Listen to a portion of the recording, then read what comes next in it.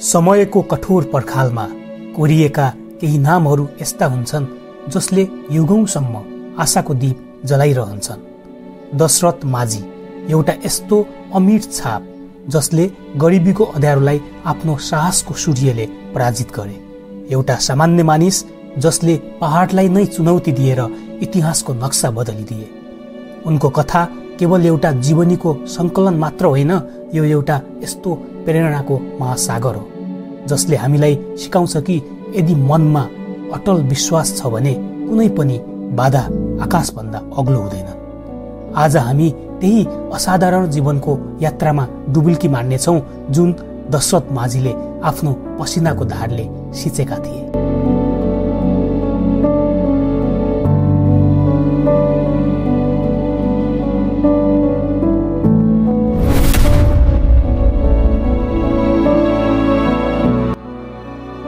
दशरथ माझी एउटा यस्तो नाम जसले गरिबीको अँध्यारोलाई साहसको ज्योतिले छिचोलेर इतिहासको पानामा सुनौलो अक्षरले लेखिएको छ।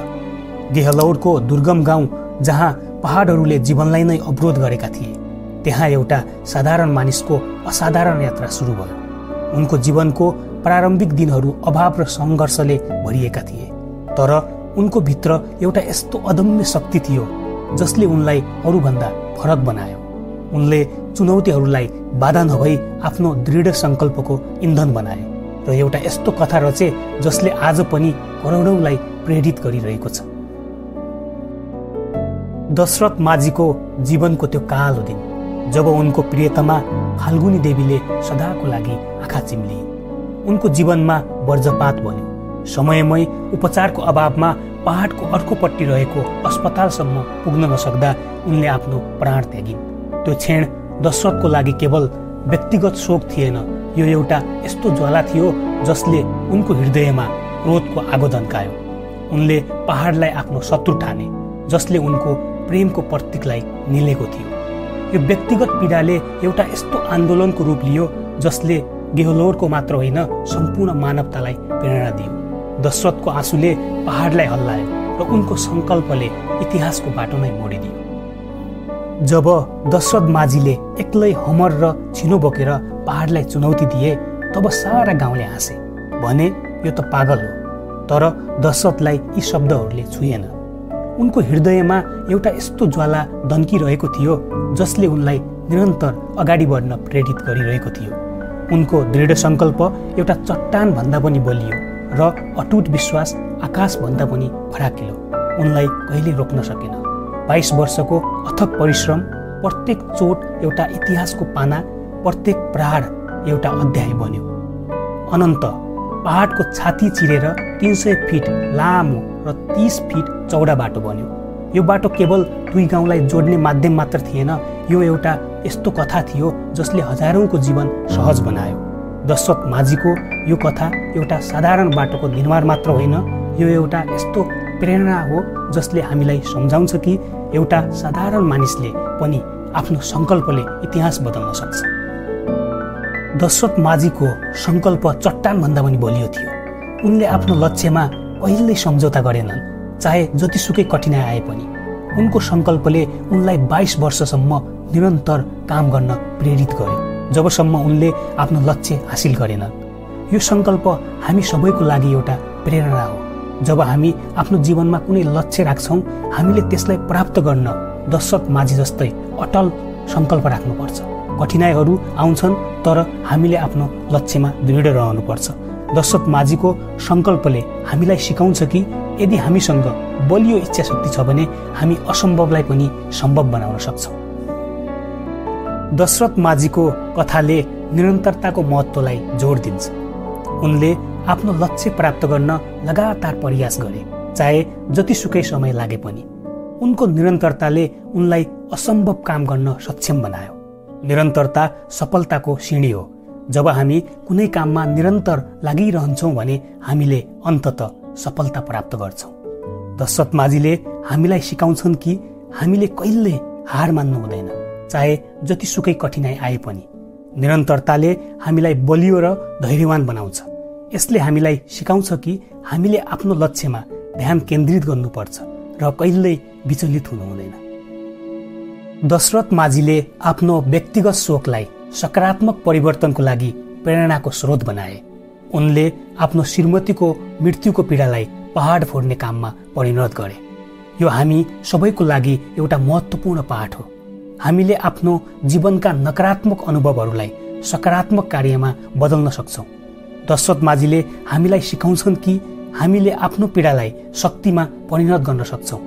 शोकलाई कार्यमा परिवर्तन गरेर हामीले आफ्नो जीवनमा मात्र नभई अरूको जीवनमा पनि सकारात्मक प्रभाव पार्न सक्छौँ। दशरथ माझीको जीवनले प्रमाणित गर्छ कि एक व्यक्तिले आफ्नो समुदाय र बाहिर पनि महत्त्वपूर्ण प्रभाव पार्न सक्छ। उनले एक्लै पहाड फोडेर हजारौं मानिसहरूको जीवन सहज बनाए। यो हामी सबैको लागि एउटा प्रेरणा हो। हामीले आफ्नो जीवनमा सानो भए पनि सकारात्मक परिवर्तन ल्याउन सक्छौँ। दशरथ माझीले हामीलाई सिकाउँछन् कि हामीले आफ्नो क्षमतालाई कमजोर ठान्नु हुँदैन। हामीले आफ्नो समुदायमा सकारात्मक प्रभाव पार्न सक्ने तरिकाहरू खोज्नुपर्छ। दशरथ माझीले आफ्नो लक्ष्य प्राप्त गर्न आफ्नै शक्ति र क्षमतामा भर परे। उनले अरूको सहायताको लागि पर्खिएनन्, बरु आफै काम गर्न थाले। आत्मनिर्भरता सफलताको लागि महत्त्वपूर्ण छ। जब हामी आफ्नो क्षमतामा विश्वास गर्छौँ, हामीले असम्भव काम पनि गर्न सक्छौँ। दशरथ माझीले हामीलाई सिकाउँछन् कि हामीले आफ्नो जीवनको जिम्मा आफै लिनुपर्छ।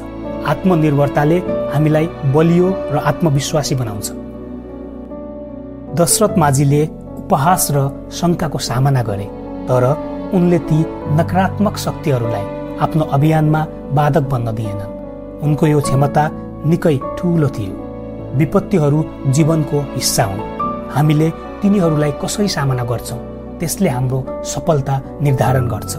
दशरथ माझीले हामीलाई सिकाउँछन् कि हामीले आफ्नो लक्ष्यमा ध्यान केन्द्रित गर्नुपर्छ र नकारात्मकतालाई व्यवस्था गर्नुपर्छ।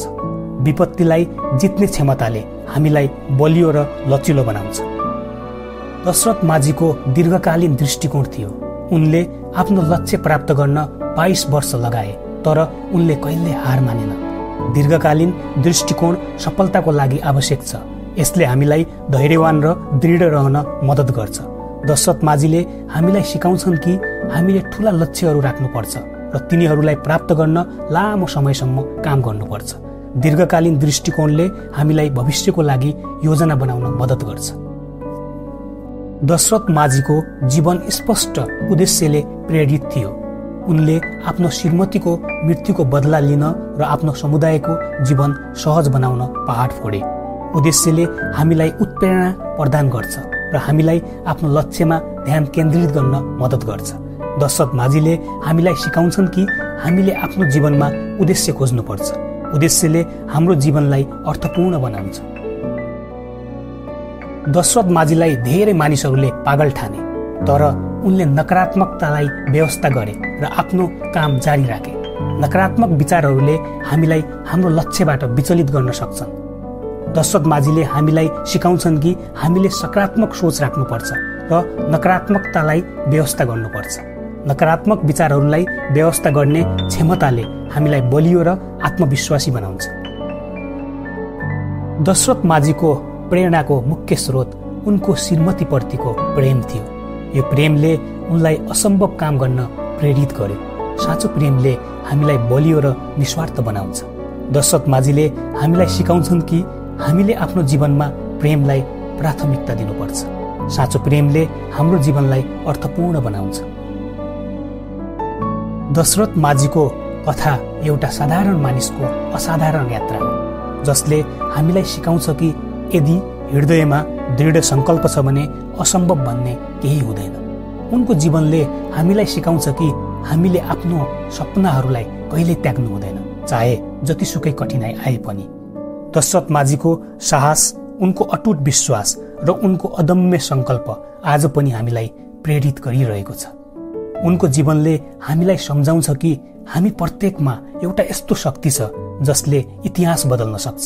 त्यसैले आफ्नो सपनाहरूलाई पछ्याउनुहोस्, आफ्नो लक्ष्यमा दृढ रहनुहोस् र कहिल्यै हार नमान्नुहोस्, किनकि दशरथ माझीले देखाएको बाटोमा हिँडेर हामी पनि आफ्नो जीवनमा इतिहास रच्न सक्छौँ।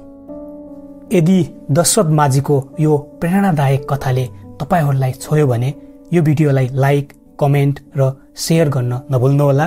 यस्तै प्रेरणादायी कथाहरू सुन्नको लागि हाम्रो च्यानललाई सब्स्क्राइब गर्न पनि नभुल्नुहोला। तपाईको माया र समर्थनले हामीलाई यस्ता कथाहरू ल्याउन थप हौसला मिल्नेछ। धन्यवाद।